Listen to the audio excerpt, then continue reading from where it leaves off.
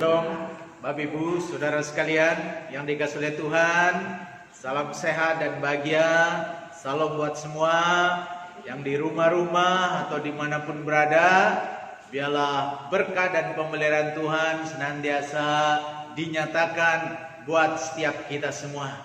Bapak Ibu, Saudara sekalian, kita akan kembali dengar-dengaran firman Tuhan. Kita baru saja memuji, menyembah dan mengagungkan nama Tuhan kita. Dan saat sekarang tiba saatnya kita bersama-sama merenungkan dan mendengarkan firman Tuhan.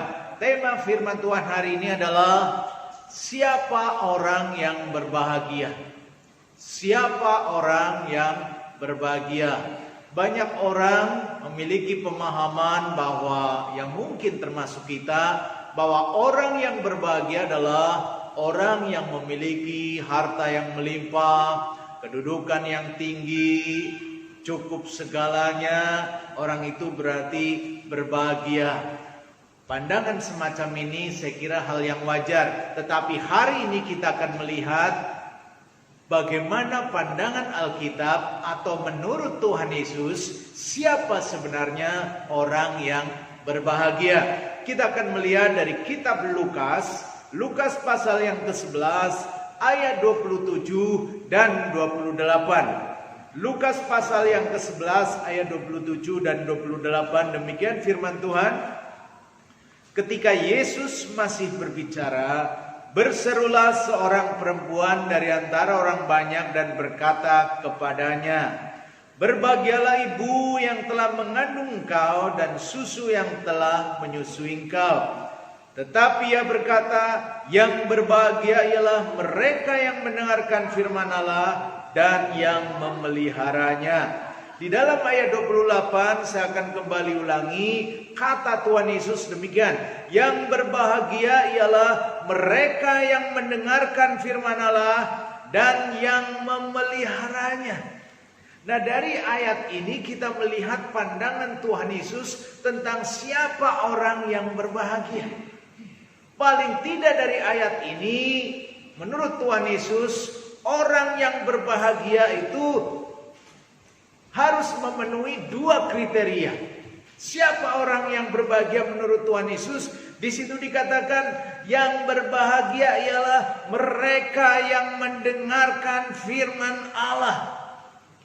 Jadi yang pertama yang berbahagia atau orang yang berbahagia menurut Tuhan Yesus adalah mereka yang mendengarkan firman Allah. Yang mendengarkan firman Allah. Mendengarkan dalam bahasa asli perjanjian baru yaitu bahasa Yunani memakai kata akwantes. Dari kata akwo. Artinya adalah mendengar. Mendengar untuk mengerti. Mendengar untuk mendapatkan pelajaran dari apa yang didengar. Jadi bukan saja mendengar dengan telinga atau mendengar untuk melupakan, tetapi mendengar kemudian dipahami, disimak, dimengerti dan dapat pelajaran dari apa yang didengar. Jadi arti mendengar di sini bukan saja mendengar dengan telinga, tetapi juga mendengar dengan pikiran. Artinya pikiran kita menyimak sampai kepada sebuah pengertian, sebuah pemahaman. Bahkan mendengar di sini juga dalam arti mendengar dengan hati. Pikiran paham, hati paham terhadap apa yang didengar. Bapak Ibu Saudara sekalian yang dikasihi oleh Tuhan, ketika orang mendengarkan firman Tuhan dengan pikiran, dengan hati, dengan merenungkan, maka di sanalah firman yang didengar itu akan menjadi rema. Firman yang didengar akan hidup di dalam rohnya, akan hidup di dalam hatinya, dan firman itulah yang akan menumbuhkan iman di dalam diri seseorang. Karena seperti kata Alkitab bahwa iman timbul dari pendengaran akan firman Allah. Tapi bukan saja dengan mendengar dengan telinga, tapi mendengar dengan hati, dengan pikiran sampai kepada sebuah pemahaman. Nah, ketika kita mendengar firman Allah, Maka apa janji Tuhan Yesus? Saya akan bacakan di dalam ayat yang Yohanes 8 ayat 31 sampai 32. Di sana dikatakan, Yohanes 8 ayat 31 sampai 32, maka katanya kepada orang-orang Yahudi yang percaya kepadanya, jikalau kamu tetap dalam firman-Ku dan kamu benar-benar adalah murid-Ku, dan kamu akan mengetahui kebenaran, dan kebenaran itu akan memerdekakan. Jadi mendengarkan firman Allah sampai kepada sebuah pemahaman, pengertian akan firman Allah itu. Ketika firman Allah dimengerti, dipahami sampai dengan hati kita, pikiran kita, nurani kita, maka firman Allah itu akan mampu memerdekakan hidup kita. Bapak Ibu Saudara sekalian yang dikasihi oleh Tuhan, firman Allah punya kuasa memerdekakan kita. Memerdekakan dari segala hal yang membelenggu hidup kita. Mungkin kita dibelenggu oleh kekhawatiran, ketakutan, sehingga kita tidak bahagia. Tetapi ketika kita dengar firman Tuhan, dan firman Tuhan itu akan mampu dan sanggup memerdekakan kita dari apa? Dari segala kekhawatiran, ketakutan, kegelisahan yang mungkin melanda kehidupan kita. Saya akan bacakan kembali apa yang dikatakan Tuhan Yesus di dalam Yohanes pasal yang ke-10 ayat 27 sampai dengan 28. Yohanes pasal yang ke-10 ayat 27 sampai 28, demikian firman Tuhan. Ini kata Tuhan Yesus, domba-dombaku mendengarkan suaraku, dan aku mengenal mereka, dan mereka mengikut aku. Dan aku memberikan hidup yang kekal kepada mereka, dan mereka pasti tidak akan binasa sampai selama-lamanya, dan seorang pun tidak akan merebut mereka dari tanganku. Ada hal yang luar biasa. Ketika kita mendengarkan suara Tuhan Yesus, Alkitab menggambarkan kita adalah dombanya Tuhan Yesus, dan Tuhan Yesus adalah gembala agung kita, gembala kita. Ketika kita mendengarkan suara Tuhan Yesus, maka Tuhan Yesus mengenal setiap diri kita. Ketika kita mendengarkan suara Tuhan Yesus, mendengar dengan hati, mendengar dengan pikiran, menyimak dengan sungguh-sungguh, maka Tuhan Yesus mengatakan ayat 28, aku memberikan hidup yang kekal kepada mereka, dan mereka pasti tidak akan binasa sampai selama-lamanya, dan seorang pun tidak akan merebut mereka dari tanganku. Ada hal yang luar biasa ketika kita mendengar firman Tuhan sampai kepada sebuah pemahaman, pengertian akan firman Tuhan, maka dampaknya apa? Tuhan Yesus memberikan hidup yang kekal kepada setiap mereka. Inilah yang membuat seseorang akhirnya menikmati dan merasakan kebahagiaan. Saya ingat Bapak Ibu Saudara sekalian, di akhir tahun 90, ketika saya mendengarkan firman Tuhan ini, yaitu dari Yohanes pasal 10 ayat 27 sampai 28. Itulah titik awal di mana saya boleh menikmati sukacita yang luar biasa yang Tuhan Yesus berikan pada saya. Boleh dikata masa kecil saya, masa remaja saya adalah masa yang jauh dari bahagia, masa yang jauh dari hidup dalam sukacita. Bapak Ibu Saudara sekalian, madesu, masa depan suram. Sebagai seorang anak muda, tapi saya tidak tahu tujuan hidup saya mau kemana, dan hidup saya seperti sampah yang dibawa angin ke sana kemari. Tetapi ketika saya mendengarkan firman Tuhan ini, apa kata Tuhan Yesus? Firman Tuhan ini berbicara di dalam roh saya, di mana Tuhan Yesus mengatakan, aku memberikan hidup yang kekal kepada mereka. Mereka siapa? Yang mendengarkan suara Tuhan Yesus. Kemudian Tuhan Yesus berjanji, mereka pasti tidak akan binasa sampai selama-lamanya, dan seorang pun tidak akan merebut mereka dari tanganku. Inilah berita sukacita yang saya dengar pada saat itu. Itulah yang membuat saya di masa remaja pada akhir tahun 90, saya menikmati kebahagiaan sukacita yang luar biasa. Karena apa? Karena saya boleh mendapatkan kehidupan kekal dari Tuhan Yesus. Bahkan Tuhan Yesus berjanji tidak akan membinasakan saya, bahkan Tuhan akan menjagai kehidupan saya dan tidak ada seorang pun yang merebut saya dari tangan Tuhan Yesus. Ini berita sukacita dan kebahagiaan yang Tuhan berikan kepada saya sampai dengan saat ini.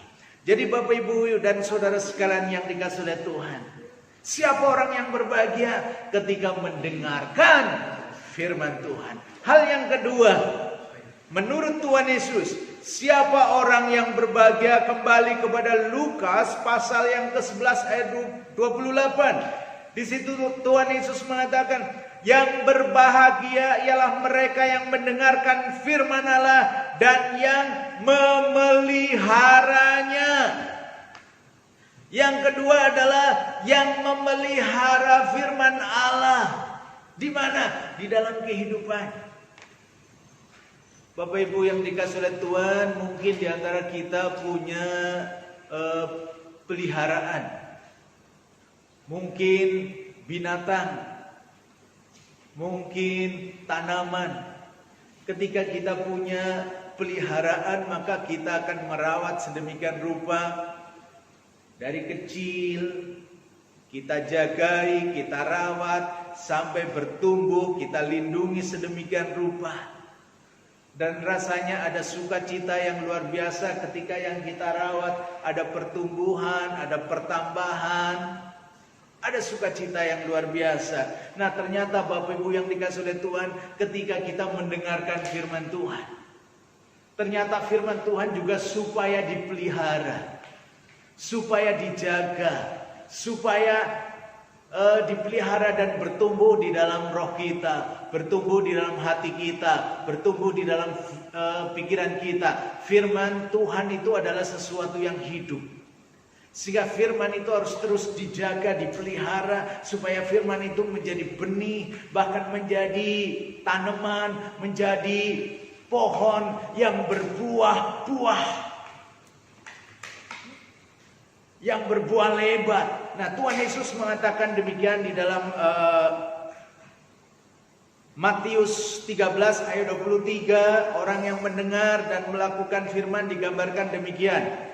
Yang ditaburkan di tanah yang baik ialah orang yang mendengar firman itu dan mengerti. Dan karena itu ia berbuah. Ada yang 100 kali lipat, ada yang 60 kali lipat, dan ada yang 30 kali lipat. Ketika firman Tuhan dipelihara dalam hidupnya, kemudian firman itu dilakukan, firman itu diwujudkan di dalam sebuah perbuatan, maka firman itu akan menghasilkan yang namanya buah. Buah itu bicara mengenai apa? Bicara mengenai sesuatu yang kita terima dari Tuhan. Ada berkat-berkat yang Tuhan sediakan dalam hidup kita, sehingga kehidupan kita semakin bertumbuh, semakin diberkati, dan semakin menjadi berkat bagi dunia ini. Jadi hal yang kedua, bagaimana kita atau siapa orang yang berbahagia menurut firman Tuhan adalah yang memelihara firman Allah, yang menjadikan firman Allah sebagai pegangan hidupnya dan terus bertumbuh dalam hidupnya. Saya akan bacakan di dalam kitab Yakobus pasal yang pertama ayat 22 sampai 25, demikian firman Tuhan. Yakobus pertama ayat 22 sampai 25. Tetapi hendaklah kamu menjadi pelaku firman dan bukan hanya pendengar saja, sebab jika tidak demikian kamu menipu diri sendiri. Sebab jika seorang hanya mendengar firman saja dan tidak melakukannya, ia adalah seumpama seorang yang sedang mengamat-amati mukanya yang sebenarnya di depan cermin. Baru saja ia memandang dirinya, ia sudah pergi atau ia segera lupa bagaimana rupanya. Tetapi barang siapa meneliti hukum yang sempurna, yaitu hukum yang memerdekakan orang, dan ia bertekun di dalamnya, jadi bukan hanya mendengar untuk melupakannya, tetapi sungguh-sungguh melakukannya, ia akan berbahagia oleh perbuatannya. Jadi Bapak Ibu yang dikasihi oleh Tuhan, ini janji Tuhan. Ketika kita mendengar firman Tuhan dengan hati, dengan pikiran, kemudian melakukan firman Tuhan, memelihara firman Tuhan dalam hidup kita, menjadi sebuah perbuatan, Firman Tuhan berjanji, ia akan berbahagia oleh perbuatannya. Perbuatan apa? Perbuatan yang mendengar dan melakukan firman yang didengar itu. Saya tidak tahu sudah berapa lama, berapa ribu firman yang kita dengar. Tetapi Tuhan rindu supaya firman itu bukan hanya didengar, tapi dipelihara dan dilakukan. Maka seperti kata Tuhan Yesus, itulah orang yang berbahagia. Jadi Bapak Ibu Saudara sekalian, itulah pandangan Tuhan Yesus tentang siapa orang yang berbahagia. Yang pertama, yang mendengar firman Allah. Yang kedua, yang memelihara firman Allah di dalam kehidupannya. Tuhan memberkati. Haleluya. Mari sama-sama kita berdoa. Terima kasih Bapa, terima kasih Tuhan Yesus. Terima kasih Roh Kudus untuk kebenaran yang Engkau berikan buat kami. Biarlah kebenaran-Mu hidup dalam hidup kami. Semakin hari kami boleh semakin menjadi pribadi yang berkenan di hadapan-Mu. Kebahagiaan yang daripada-Mu Engkau senantiasa nyatakan dalam hidup kami. Engkau memberkati setiap umat-Mu, setiap jemaat-Mu dimanapun berada. Yang sakit disembuhkan, yang kekurangan dicukupkan, yang ada masalah dalam hidupnya dikuatkan, dihiburkan. Dan senantiasa dalam berkat dan anugerah Tuhan. Memberkati bangsa kami, lepaskan bangsa kami dari segala wabah, dari segala krisis, resesi, dan biarlah bangsa kami boleh bangkit menjadi bangsa yang besar, yang sejahtera, penuh keadilan, kesejahteraan, damai yang dari Tuhan. Tuhan nyatakan atas bangsa kami, kemuliaan Tuhan memenuhi atas bangsa kami. Tuhan berkati para pemimpin negeri ini. Tuhan berkati para pemimpin gereja-Mu dimanapun berada. Kau senantiasa memberikan hikmah dan kebijaksanaan kepada setiap mereka. Terima kasih Bapa, terpujilah nama-Mu. Sekarang Bapak Ibu Saudara, angkat tangan-Mu dan tengadahkan wajah-Mu untuk menerima berkat yang dari Allah. Biarlah kasih, rahmat, anugerah dari Bapa Surgawi, cinta, kasih sayang dari Tuhan Yesus Kristus, kekuatan, perlindungan, berkat yang melimpah dari Roh Kudus senantiasa dinyatakan dan dicurahkan atas kehidupan-Mu secara pribadi, atas keluarga-Mu, anak-anak-Mu, sanak saudara-Mu, usaha-Mu, pekerjaan-Mu, pelayanan-Mu, studi-Mu, masa depan-Mu, mulai dari hari ini sampai dengan selama-lamanya, dalam nama Tuhan Yesus Kristus. Haleluya, haleluya, amin.